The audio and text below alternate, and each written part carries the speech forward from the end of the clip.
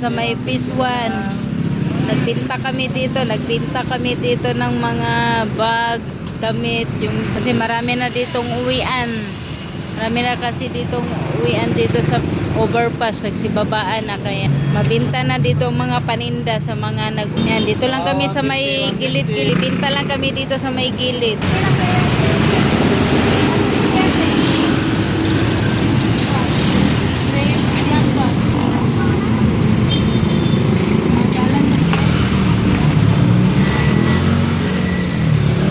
Wala naman, dito na bumalik yung ano, may mga bata.